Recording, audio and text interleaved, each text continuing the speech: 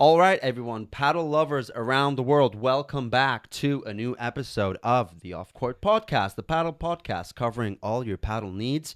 We are your hosts. I'm Hugh. I'm always joined by Connor. What's up? Welcome back. Thank you for joining wherever it is you're listening from, any platform. If you're watching YouTube, thank you. We really appreciate your support. Today, we are going to be diving into the latest tournament, the new Giza P2. Over in Egypt, man. Exactly, man. Oh my Over gosh. at the pyramids. Yeah. Well, we didn't see any pyramids this time. I don't know if they changed the last court. year we did. It looked very nice last year. Yeah. But obviously, it's a P2 tournament. Mm-hmm. A couple of the top dogs weren't playing in it, so it's kind of open doors for a lot of the lower ranked players, Bit of a strange tournament, would you say? Yeah, I was I don't know, a little disappointed, I guess, at Yeah. certain points. Obviously, we're going to get into it. We kind of know the results here. The finals were a walk in the park for, ChinGalan, Ari Sanchez, and Paula Jose Maria. But before we get into that, we have our little catch-up and everything like that. Yeah. Hugh, where were we this weekend? We weren't playing paddle. We've got very exciting news. Yesterday, Yes. we joined as spectators. We went to check it out. We weren't playing, but we went to Padelbox Bermondsey in London. An incredible club, by the way. I'd so never nice. been before. Super nice, very affordable. It's done with care and love, and you can tell that the people who run this place really wanted to create something worthwhile and that makes you want to pay to go, if you know what I mean. Yeah. It's super, super nice. So if you're based in London or in the UK and you're looking for an amazing indoor paddle experience, go to Padelbox Bermondsey. Exactly. Incredible place. No, it was both of our first times going, Yeah. and we were just like, wow, this is honestly one of the nicest clubs that we've been to. Yeah. And why were we there, Connor? Well, there was a tournament called Road to London, right? Mhm. Which is it's kind of an interesting tournament, to be honest, because it is kind of this blend between high level, maybe high end intermediates to advanced players, right? Yeah. We had players like Sam Jones there. Who else was playing there? Alfonso Pataccio, Who some are of the top UK players right now. Exactly. There was top UK players playing there, so we got to witness some high caliber, intense paddle, insane rallies, really. And it was just a great tournament, and it was so nice they asked us to come by and watch. Not very often we get to see some high level paddle in London, and that's something we want to do here. Mm-hmm. Obviously, we want to speak to you guys, and it's great.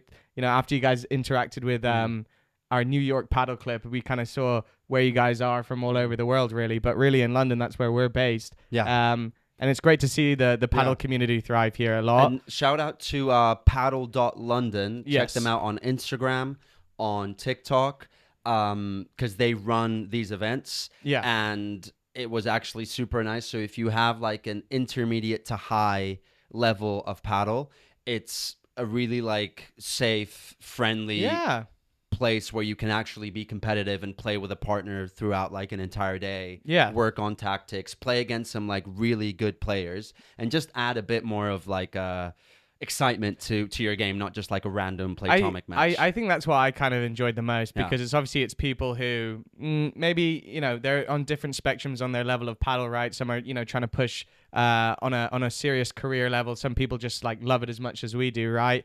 And to see these people come together, form a nice community, and just everyone's there kind of pushing their paddle game, but also having fun at the same time. Yeah.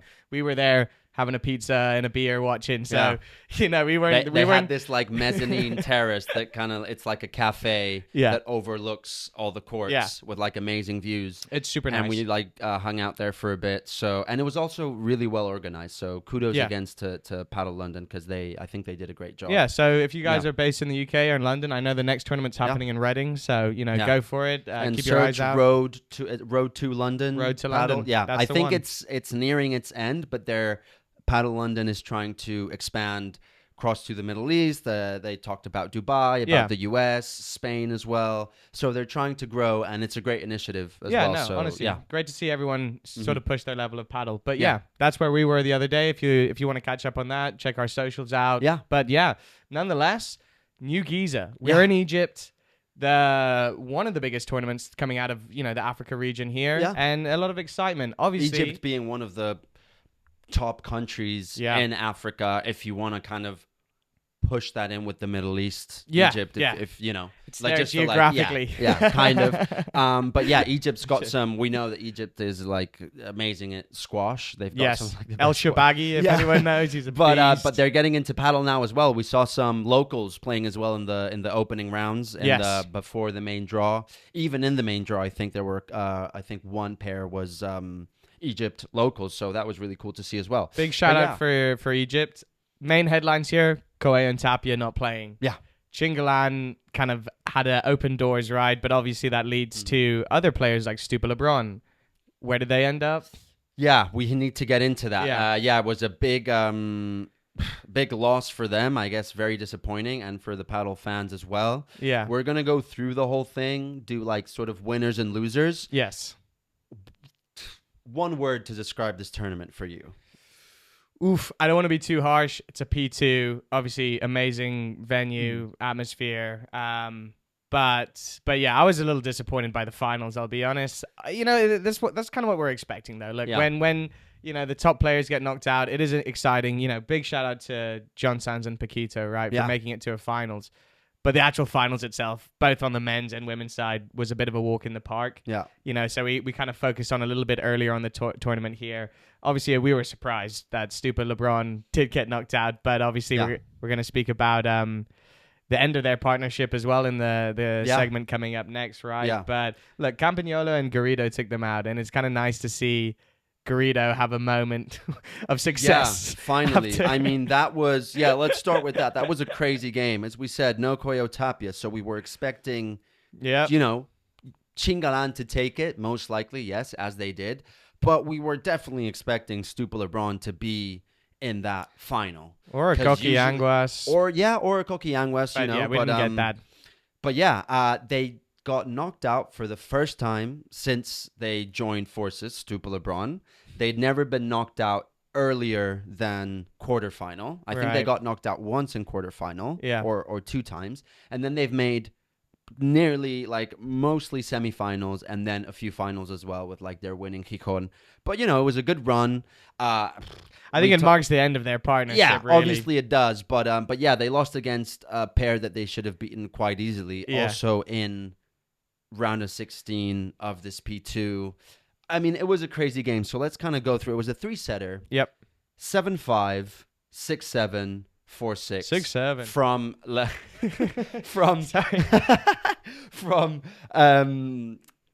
Lebron and Stupa's point of view. So they won the first set, not easily. They got 7-5 out of that. Then they went into the second set, losing in the tiebreak 6-7. 6-7, yeah. And then finally losing the third set 4-6. Look, man. I mean, it's the gift that keeps on giving kind of thing, right? It was honestly, just disappointing and a bit infuriating. Honestly, I don't know what you think. I'll ask you now, but it was. They won the first set. Okay, it's tight, but deal with it. You know, LeBron was already a little bit. Then after they lose the second set on the tiebreak, he goes. They go to the third set. They go 4-love down. Right, Stupa LeBron. They're both out of it. They're no eye contact, not speaking to each other. Obviously, as it is. The classic, yeah. They go to 5-1 down. They somehow manage to climb it back 5-4. Right. Garrido Campagnolo to serve for the end of the game, to serve for a 6-4. Yeah. And Stupa LeBron are up love 30, right? Nice. So they were 2 points away of getting a 5-5. Yeah. And then, like, trying to fight it back. You're back in it. So from the 5-1 down to the 5-4, even with, like, terrible attitude and looks and faces and bad gestures, they managed, because they are that good, to climb it back to 5-4. They're love 30 up, trying to break them once again for the third time so that they can go 5-5.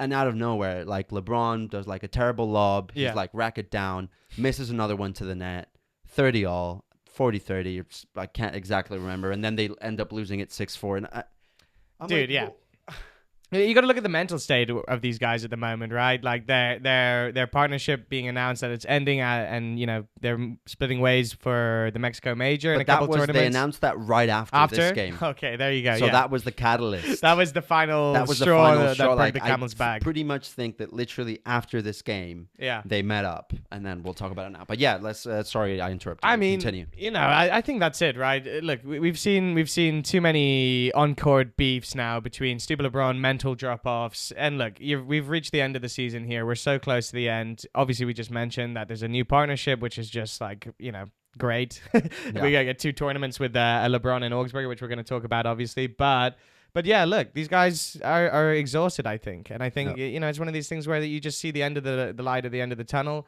You got knocked out in round 16. You have to play a couple more tournaments with each other. Hope for the best. Maybe try to go out with a bang. But really, there's nothing to build on anymore. Yeah. And it's kind of like, okay, we're done. Let's move on. Yeah. Let's hope for the best. Obviously we're really excited to talk about Augsburger and Lebron, but it is what it is, man. And I think really we just kind of got to let them ride this wave out, and it is. I think that was it. That was done. Look, they tried, man. Yeah. And getting knocked out to Campagnolo and Garrido, not pulling the right results, having moments of dropping off. Look, these are all signs that maybe you could have stayed together as a partnership, but really it's the end of it, and we can say bye to them. It's what I think everyone, you guys have heard us. You guys probably talk about that as well with your paddle buddies. Everyone talks about it a million times. LeBron's mentality, his attitude. So we know what's up. Before we get into that big section, let's finish with the new Giza tournament. We had what I think you'd consider as well the match of the tournament, which was the semis between Paquito Jon Sanz, Bergamini, Leal. Yeah, ex-partners for Bergamini. The swap over, right? I think whether that's Navarro's experience here carrying over. Obviously, Jon Sanz is a fantastic player as well.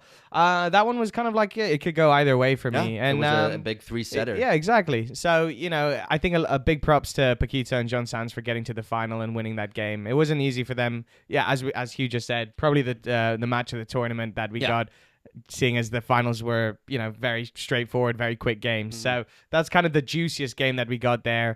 Big shout out to Paquito and Jon Sanz. I think they are the stronger pair, right? And it meant a lot to them if you saw like the post match. Yes. Especially Jon Sanz, I think, because he doesn't usually make finals. He's not a player that's usually there at those stages of tournaments. Exactly. It meant a lot to him, and it actually made him, very emotional and excited, which was amazing to see.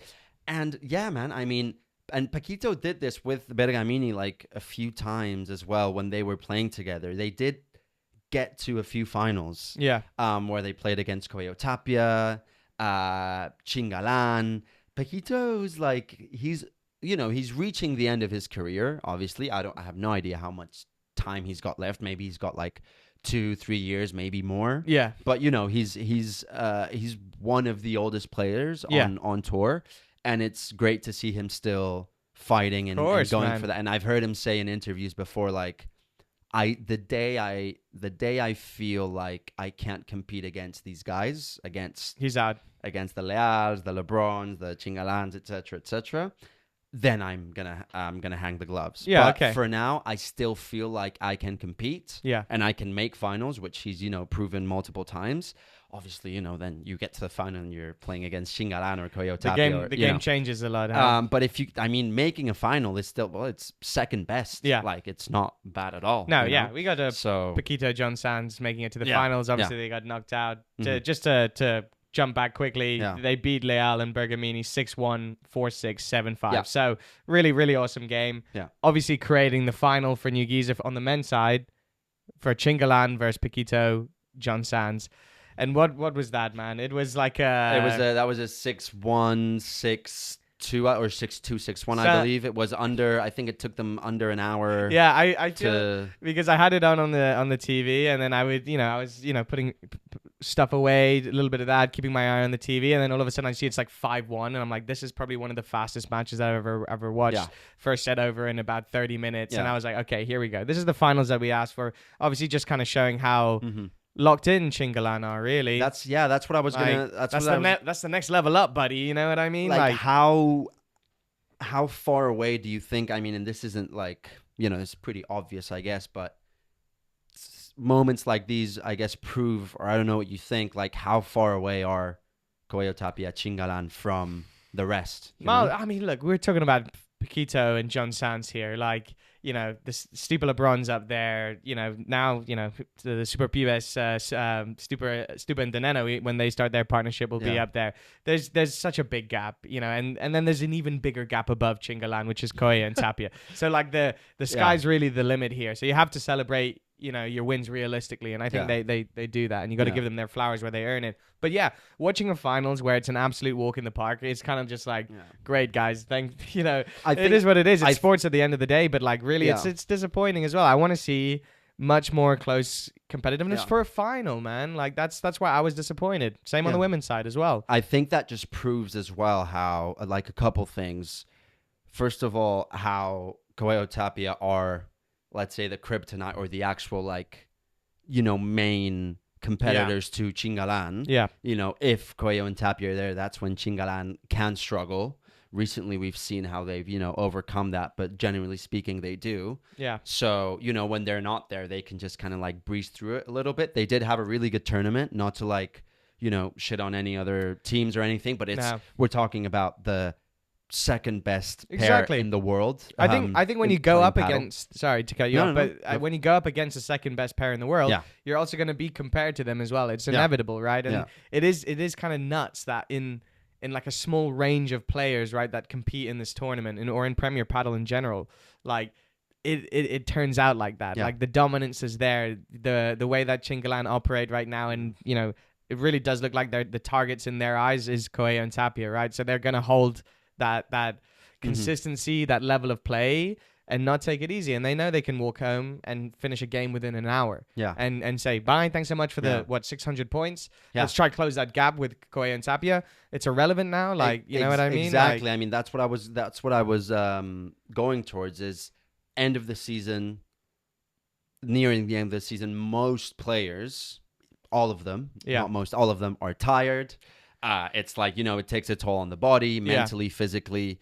Maybe some players are still out of it, but I think now as well, ChinGalan are like, we got to push now, because we're close, which we'll talk about in a bit. We're close. We're so very close, but I feel like they're maybe a bit like more locked in. They're like extra locked in because of the moment of the season we're at. The race is on, buddy. So they're like, dude, 6-2, 6-1. Let's go, focus, rest, go for the next, because now's the time. Exactly. And they did that, and they walked on the court and walked off, and that's that's a final that we got as well, and it was similar on the women's side as well. I do want to shout out what happened on the women's side. I think it was great seeing Martina Calvo and Salazar get to a finals. I think seriously, I think that the headline there was that if Martina Calvo and Salazar won the finals here in New Giza, Calvo would have been the youngest Premier Padel player to win a tournament, which is insane, right? So because right now Ustero is the record holder for that. She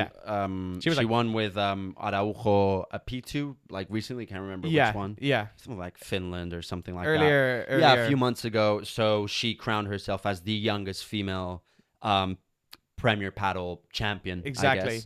I guess. But Martina Calvo, she's barely.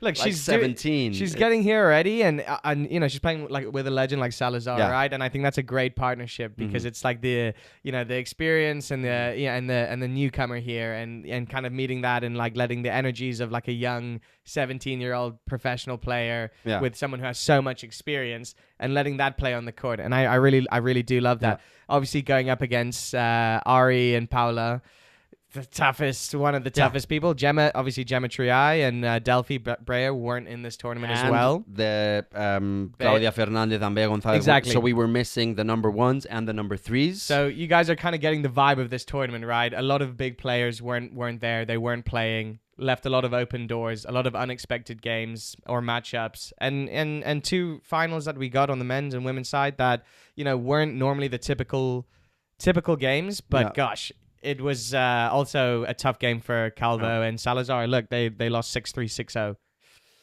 That's a fast pretty game, easy man. as well. Yeah, You know, I mean 6-0 in a final. You can if it in 2 sets is pretty brutal. You could say exactly the same for what we said for ChinGalan, for Sanchez and Jose Maria. You know, now that they have even more pressure than CoTapia, because Triay and Brea are already pushing them off their title, right, and pushing that gap even closer and closer and closer. Yeah. And they seem like they're locked in right now as well. And they just saw this game and they knew it's a game that they definitely should win on paper. So they just took it like that. And in all seriousness, it was a quick game as well. So, you know, that was the finals in a nutshell, really. Yeah. And I guess in general, it's the first tournament since the whole boycott thing happened where players have actually opted out of a P2. You know, this is the first time where we've seen it comes at it is a very strategic break for CoTapia. Do you think it is out of strategy here? Yeah, I think it is. It's a P2. Yeah. And you've got World Cup pairs, which is basically a major. A major in disguise. Talk about it now. Yeah. We've got Dubai P1, important as well. Lots of points on the line. We've got another major, Mexico, Acapulco. And then we've got the Barcelona finals. The 4, they're like back-to-back and like stretch end of the season. Yeah. Everything to play.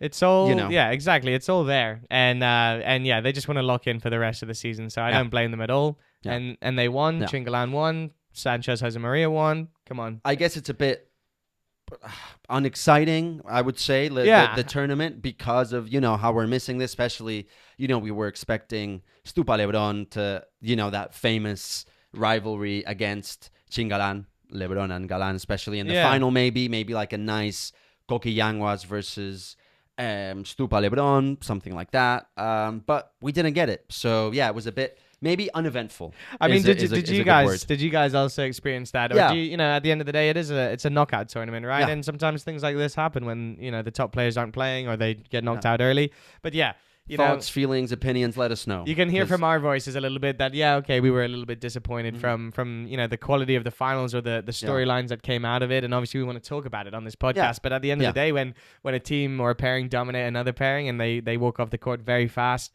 without much stress, it is what it is at the end of the day. It is what it is. And you have to show a little bit of love to, the underdogs, obviously, in this scenario. Yeah. We all want to see an underdog win. That would have been really crazy. But, in reality, it is an uphill battle for them. And shout out to New Giza as well. Like the Egypt, the city, the organizers, they still went for it. Of course, yeah. They put on a hell of a tournament, like the best one they could. Yeah. They can't control what the outcome if players don't sign up. Yeah, exactly. But still, win for ChinGalan, win for Ari and Paula as well. Yeah.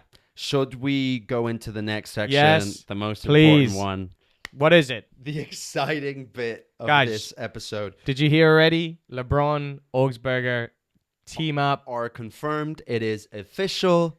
Lebron, Augsburger, and Stupa Dineno, the Super Previous, are back. Yes. They are swapping pairs, and they will start playing again in the Acapulco Major. This is something that has been heavily talked about. Yeah. We've talked about since last year. There was moments where this could have happened, and we were all kind of waiting for it. We had to see the road that Stupa Lebron walked this tournament. I don't know how you want to summarize that. They had great moments. They also had awful moments on the court that, let it all out on display, really. Yeah. We all know how LeBron operates. We know how Stupa operates as well. But we all start to question when moments like that happen, when meltdowns on the court happen, which we covered very much so this whole tournament. Yeah. When it's with LeBron, it's kind of like, okay, now there was one option he has, right? I think that's the main thing. So we saw, just to I guess give a bit of an overview. Yeah. Stupa and Dineno, Super Pibes, they played together for a long time, best mates. Yep. They were one of the best pairs, like a couple 2-3 years ago, you know. They were there in semis, reaching finals, winning a few tournaments. Now they're back together. LeBron, after his massive breakup with Galan, went through with Dineno, Paquito, nearly went officially with Augsburger, but last second something happened and ended up going with Stupa. Yeah. He's had ups and downs. Stupa and LeBron have been, in terms of results, pretty decent. They've won, They won a tournament, even though, it was the Cancun. But they've made, as we said, loads of semis, a few finals. Yeah. They've beaten ChinGalan, knocked out for the first time now in round of 16, so it wasn't terrible. But now we've got Lebron partnering up with Augsburger. So, as you were saying before, it is, I think, in my opinion, it's the last straw. It's the last bullet of Lebron. What I mean by that is he's tried all of them. He's fallen out with all of them. He's made a name for himself as the, hothead, super explosive character on tour. He's fallen out with like most of his partners. Yeah.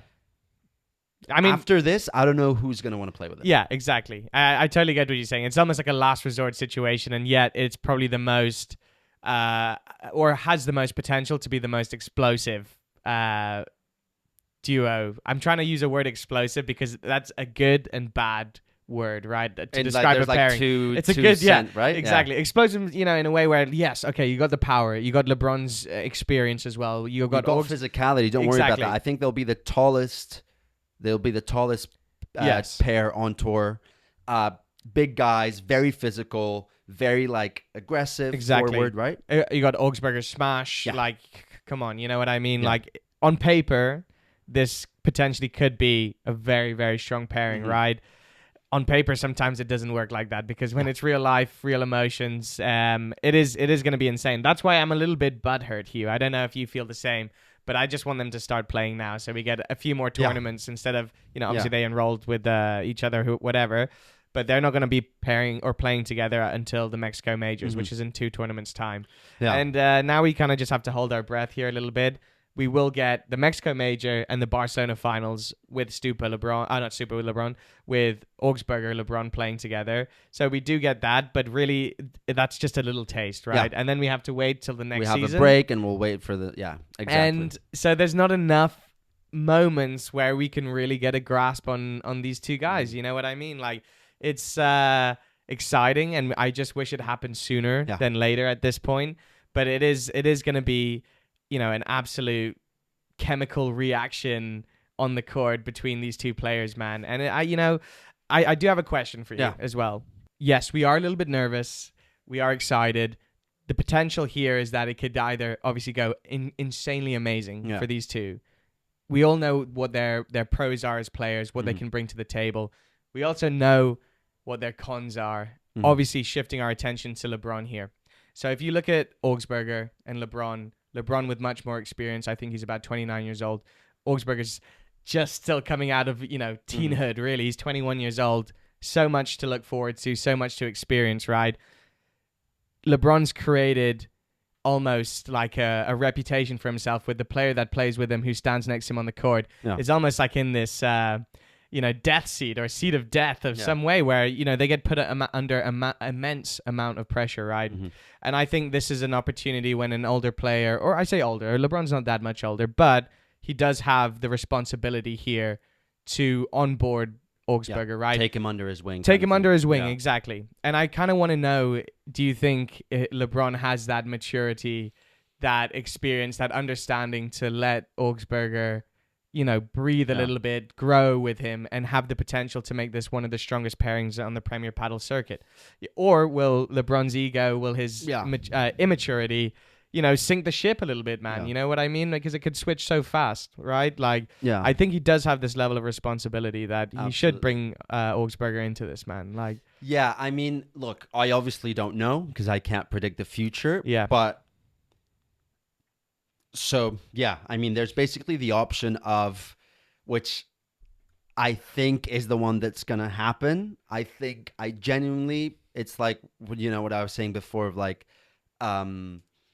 what is it? That fable about the boy who cried wolf kind of thing. When you've seen it so many times, now I'm like, I don't trust LeBron will be able to manage, especially taking into account that Augsburger is also a very explosive and he does have a big personality. Yeah.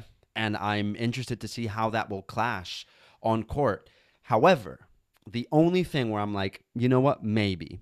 First of all, I think like LeBron was waiting for something like this to happen for a couple reasons. I think Augsburger really fits in with his play style. Yeah. I think Augsburger is all about pushing the net, he's hungry, he's eager, he's competitive. I think Stupa was honestly a lot more passive. 100%. Yeah, you're kidding me. You know, Augsburger doesn't have that. LeBron loves pushing. LeBron loves like trying to get every ball running, you know, going for it. I think Augsburger really fits into that. Especially, you know, him being such an aggressive backhand and LeBron keeping his like, you know, one of a kind, incredible right-hand side style, which, you know, it's like unique in my opinion. You know, no one plays like him. He's like a really strange forehand player that like does his own thing, because as we all know, he's amazing. So there's that, you know, paddleistically, great. Also, I don't think LeBron thought he could be number one with Stupa. With Dineno. I don't think he thought he could be number one with Paquito. Yeah. I don't think he genuinely thought he could be number one with Stupa. He's been going through partners because that's the options he had. He said it, you know, we all know. LeBron still believes and he's fighting for that number one spot. He really, really wants to go. Yeah. I think for the first time in, you know, ever since he split with Galan, Augsburger is the best chance, and he knows it, is the best chance he has at being number one. Augsburger right now is the biggest prospect in terms of young players to be number one. This guy is insane, and he will only get better and better and better. I think that aspect is going to maybe make LeBron be like, I got to take care of this. Yeah. Because this is my chance. Exactly. I like that a lot. You know, it is the best chance and the last chance for LeBron to become number one again, right? So I think that's why this creates so much excitement and anticipation to see these guys play. We've been kind of begging for it for the whole year, really. And you're totally right. It's just, it's almost like setting off like a firework or something, right? And it could be beautiful or it could go disastrous. And it's something that we have to like hold on for and wait to see it play out, because we won't really know. But it honestly feels like it takes... it doesn't take a lot for LeBron to switch mentally, right? Yeah. We don't know. You know, maybe it's one of those things with Augsburger's mentality or his confidence or his ego, which has similar traits to LeBron. Yeah. It's just that Augsburger hasn't got the reputation or the accolades that LeBron has, which I think gives LeBron, in his mind, the right to act like that sometimes. To think that he's hot shit at the end of the day, which, you know, partly is true. Like, you know, because he's one of the best players in the history of the sport. Exactly. Absolutely. So this could be the ultimate villain arc for paddle, right? Like, you know, you get Augsburger and LeBron, the two, you know, villains in this world, right? That people are genuinely scared to play against, right? But also that they could, you know, be their own worst enemy, which is LeBron's kind of like tagline. He is his own worst enemy, and I really hope LeBron's toxicity doesn't leak onto Augsburger, because that's when we're going back to this whole thing where LeBron is responsible to almost, you know, cradle this partnership, right? It's that sensei apprentice. Yeah. It's not, you know, it's not like Paquito playing with, you know, Livac or that, because it's a 29-year-old and a 21-year-old, but a 29-year-old who's been number one for 4 years, one of the legends of the sport, playing with a 21-year-old who's, I mean, he's making his mark. You know, he was not even in the top 30 ranking like a year ago, or you know, even more. But now the jump up has been insane, right? We saw how he played with Cardona, like, and you know, the reputation that those guys made for themselves very quickly, and being explosive and all of the above, really. But now we can hold on, and we can rub our hands together and in excitement. But yeah, we have to see, and it's one of these things that we won't really know until it happens. Obviously, we can't predict the future, but I think we have a lot of evidence on LeBron, especially on how he operates, how he, you know, interacts with his partners, what he expects out of his partners as well, which is like incredibly high level pressure. I think, but that's the thing. I think Augsburger might be able to deliver in that sense. I hope so. Because Augsburger is, and he knows he can be. He's a bit cocky, and I respect that about him. You know, he's got that like the confidence, confidence / arrogance that LeBron has. They know how good they are because they are. So that might be a good thing. It might be. It could be disastrous. It's, you know, but I'm hoping that it's, you know, that it's a good thing. If you had to, before we move on, yes. And I just want to check on the rankings just to let please, everyone know how this pair change will affect it. Like, just let me know, I guess, at a hunch. Is it a yes or is it a no? This change of like this pairing, is it a success or is it a failure? Oh, you know what I mean by that is I'm not saying that success meaning LeBron will be number one next season with him, but like, is it gonna last or is it good? I think I'm like, is it gonna be 2 tournaments? Look, yeah, exactly right. Look, that's why we're gonna get a little taste here. We're gonna get 2 tournaments with them, 2 massive tournaments. Really, we get a Mexico major in Acapulco and then the Barcelona final. Right, the pressure's there. That's for sure. Yeah, it is strange that a new partnership comes in the last 2 tournaments of a season. And then we have to wait until next season, right? Is it going to be a success? I want it to be a success, right? But I think really the way I view LeBron is this constant ticking time bomb, man. It is always this tick, tick, tick, tick, tick. Like it's something is always going on there where I can't 100% fully go, man, I trust this guy to push each other and push both of them to the finals. And there's always this doubt in me that I have now because we've seen him play. We know what he's like, and it seems like the only way that there isn't any explosions, any disappointments, any arguments on the court is when they're winning. And let's not forget that there's ChinGalan and Coelho and Tapia. And Stupa Dinero now as well. Coquillanguas as well. Like, Yes. They're going to meet. Should beat. It's going to be a juicy quarterfinals meetup or semifinals meetup. That's for sure. But I genuinely think, in the eyes of LeBron and Augsburger, when they play together, they need to go in with that confidence where Coquillanguas doesn't scare them or intimidate them. Whether Super Pibes, Stupa, Dineno, in my eyes already, and maybe I'll prove me wrong, those 2 pairings, Dineno, Stupa, Coquillanguas, they are below the potential of LeBron and Augsburger. I think 100%, man. Yeah. So it's these guys, when they meet, hopefully we get a nice quarterfinals or a semis or something over the next 2 tournaments that they play together. That's going to be the real test. Yeah, okay, it's their first time playing together, and Coquillanguas have been playing together all season, sure. Yeah. But it's just the pressure's there for them, and I think the standards are so high for them to reach the idea of success in paddle, which is winning and beating the top 2 players, that the word is patience. Yeah. And I just don't think LeBron has a lot of that. And I think he needs to give that patience and opportunity. And what we've been saying for the last 5 minutes is that he needs to be able to bring Augsburger up, and in reality, both of them need to be brought up to a level of understanding, like, look, let's do this together as a team. There's going to be moments of, doubt and stuff like that. But let's use it. Exactly. They're both like, it's like Paquito, like you see in Augsburger, when he starts getting the crowd on his side. Yes. When they start cheering him on. When he's smashing from like the back 2 courts behind him and, bringing it back, like that's when he starts hyping it up. That's when he gets into himself. Exactly. LeBron's the same. LeBron needs those highlights. He needs those winners for the crowd to start howling. Yes. And to, so if they can use that to their advantage, not let that get in their heads too much. Yeah. And use it, but then in the bad moments, kind of. Man, I feel like we're messing with like we've got like gunpowder here, and there's petrol over here. Like there's so many hazards that could fuck this up. Really, there's so many hazards that could do this, and it's just the explosive personalities, the short tempers, the emotional instability from LeBron. It's just like there's so many hurdles that these guys needs to navigate as a new pairing, even though that they could be the best. Do you think Augsburger and LeBron could be number 1 if this partnership works out well? No. Yeah. That means that goes back to what I'm saying. Not if Coelho and Tapia, and I don't know. If you're asking me right now, if I had to give you a yes or no, I would say no.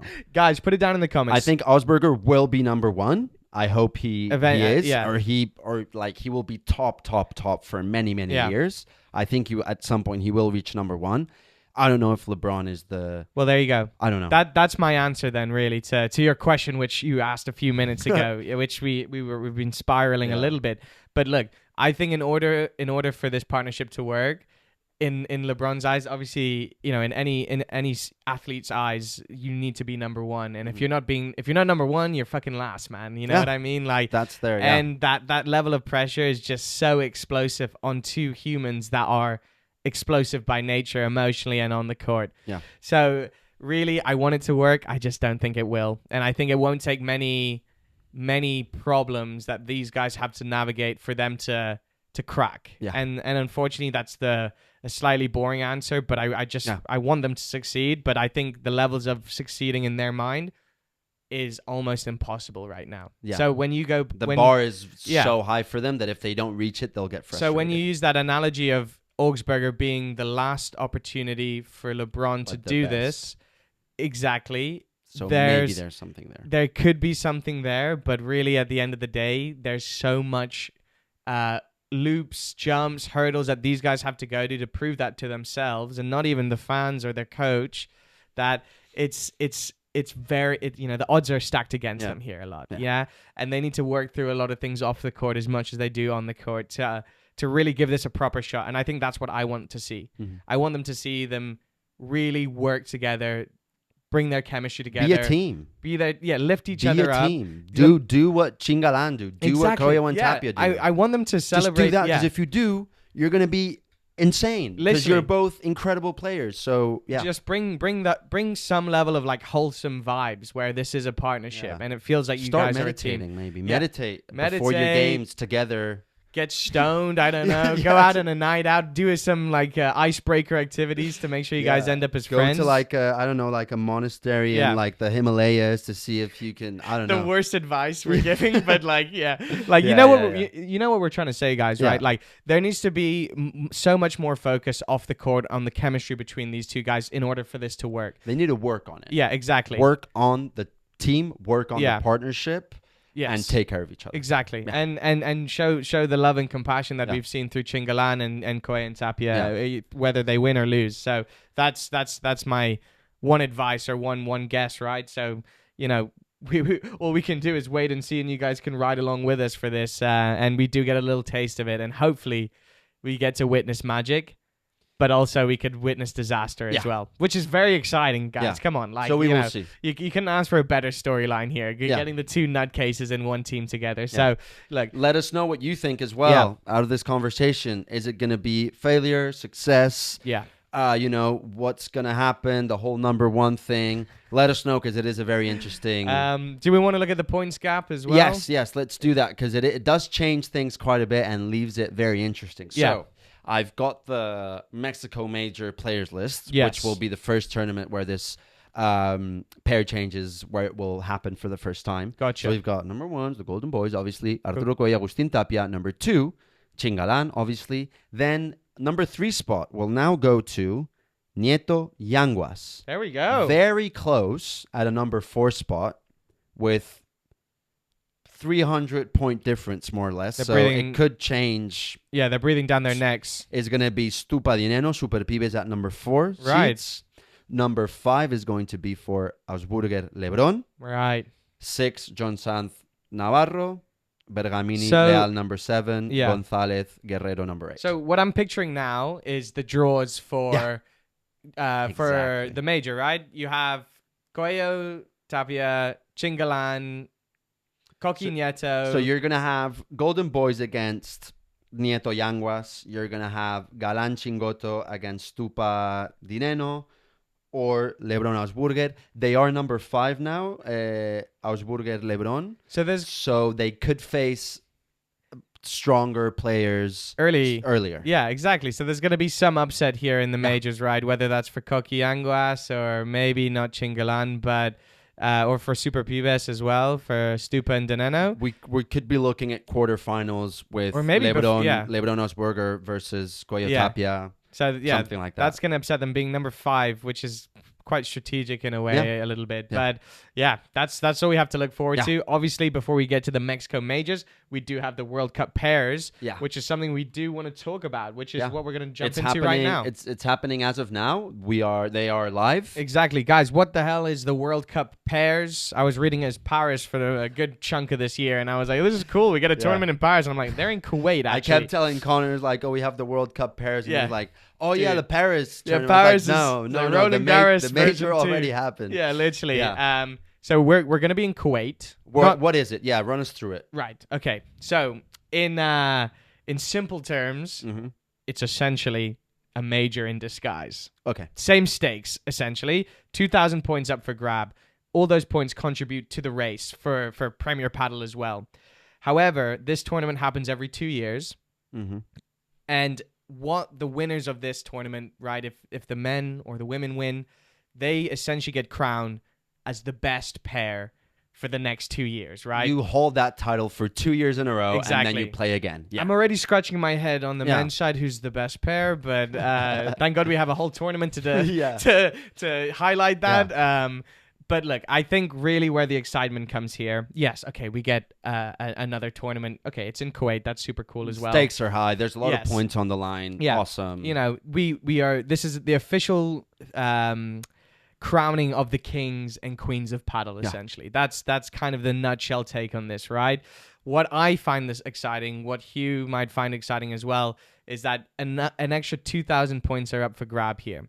So it's like having a fifth major. Yeah, exactly. It's a fifth major. So yeah, it is a big opportunity for ChinGalan to close this gap. Yes. Guys, let's look at the race here. Let's look at the numbers, Let's look at the numbers. Hugh, you want to hit us with the numbers? Yeah. So after their win in New Giza, ChinGalan are now at 12,620 points. Right. CoTapia are at 14,100 points, which means there's a 1,480 point difference between the number twos and the number ones. Yep. Which might seem like a lot, but we still have, as of now, including Kuwait, so the World Cup pairs, Dubai P1, Acapulco Major, and Barcelona Finals. Yep. 4 tournaments are these 4 together combined, 6,500 points yet to play. Exactly. Kuwait being, as we said, a major, kind of. So these 2,000 points, Dubai P1 with 1,000 points, Mexico major with another 2,000 points, Barcelona Finals with 1,500 points. So, you know, if they've done it recently, they're kind of on fire. Galan is a bit like in beast mode, unstoppable. Chingoto is locked in. They could win a couple of these. Also, let's not forget that CoTapia are also defending most of these tournaments from last year. Exactly. So if they don't win Kuwait, they lose points while ChinGalan would win. Yeah. It's not that they stay the same, they'd probably lose. I'm pretty sure they won Dubai. I'm pretty sure they won Mexico. And they reached the finals in Barcelona. Losing against Yanguas Jon Sanz. Sorry. Coqui Jon Sanz.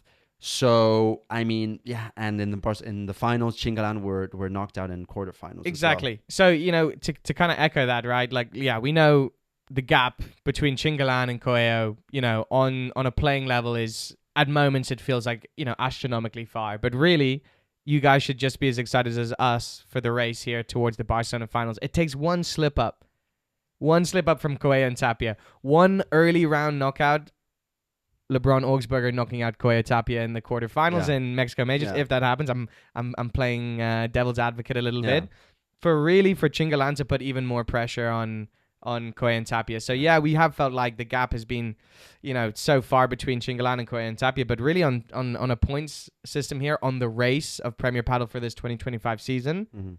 It couldn't get much closer than this, right? It could be very exciting. I mean, Connor and I, we were joking the other day. We haven't seen Koeo and Tapia for a while now because they missed New Giza. I'm just interested to see how they will come back in this like World Cup pairs. We were joking that they're just in like this like private spot. They're like eyes rolled back, both of them like levitating. Yes. And Gustavo Gus Prato is there like, you know, with his notebook like telling them like the plays, like drawing, like they're the map. They're installing their new firmware update, Yeah. and they get the latest like update. The plays in their head. Like, exactly. So we don't know if they've spent their time recovering. They took a break from Egypt, 100%, or training, re-strategizing, looking at the 2 losses that they had against ChinGalan over the last 3 tournaments, and going, okay, let's not let that happen again. I don't think they're going to be floating in a meditation chamber. And I think they're definitely going to be analyzing how to make sure that they know how to get the upper hand on a pairing that they've had the upper hand on for the whole season, pretty much, right? Now the pressure's on them a little bit. There's points up for grabs here that now if it goes either way, it's going to change the face of the finals. And I think this might be one of those things where it goes down to the wire.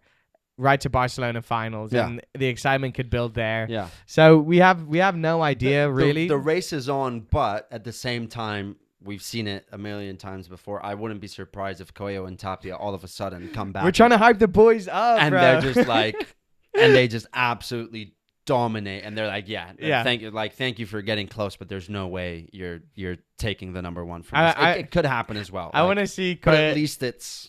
Yeah, I want to see Koya and Tapia get their bagel revenge on ChinGalan though a little bit. Just being like double bagel would be disgusting, bro. Yeah. But yeah, I think that is the excitement that we have building up towards the end of the race. We get this cool new tournament, which we're covering, which is happening in Kuwait over the weekend. So we'll be back here next week. We are very excited for how this is going to play out. Yeah. Obviously, we're excited on Lebron and Augsburger, but we're going to have to wait a little bit longer for that. And I'm also excited for Hugh to go out to Dubai as well and experience Padel Live. Yeah, very soon. I want you to cop me a Tapia t-shirt, please, while you're there from the merch booth. We gotta build. We build might get something some here. like nice t-shirts, some like paddle apparel, paddle merch right here. Paddle merch to do something to the exactly. studio. Yeah, just to make it look a little bit pretty for you guys, because we're almost here. We've almost been doing this because Dubai. Stumbling over my words here because I'm excited. Dubai P1 marks our 1-year anniversary as of doing the Off Court podcast, guys. So if you've been here from the beginning, if you've been here just from last week, hello, welcome. Or maybe today. Welcome. It's been great. We're still here. We're here for the wild ride. Now that Augsburger Lebron are going to be playing together for next season, there's so much more to look forward to. But look, we had a P2. Obviously, you heard our vibes on that. We wanted a little bit more. It is what it is at the end of the day. A lot to look forward to next week's tournament. And then it just ramps up, really. And the excitement builds up. Each day we get closer and closer to seeing Lebron and Augsburger on the court together. Plus the race amazing is here. Tournaments, exciting, majors. The battle on the women's side of the Queens of Padel. Oh, my gosh. Let's see if Bea and Claudia can push. Sanchez Jose Maria. Gemma Triai, Delphi Brea. The 3 queens of Padel all pushing for the number 1 spot. It hasn't been tighter than that before. And on the men's side here, it's unpredictable. We don't know. Well, at the same time, it could be predictable because it's Koya and Tapia. If we want to, if we're betting men over here, I think we'd know who to put our money on. But anything can happen at this point. We got a Paquito Jon Sanz final, and I don't think anyone would have guessed that. But look, so do stay tuned for that for the end of this season, because we are going to bring loads of exciting content, analysis. And stats, live coverage as well. Live coverage from the Dubai P1. So do stay tuned for that. I guess we'll see you next week.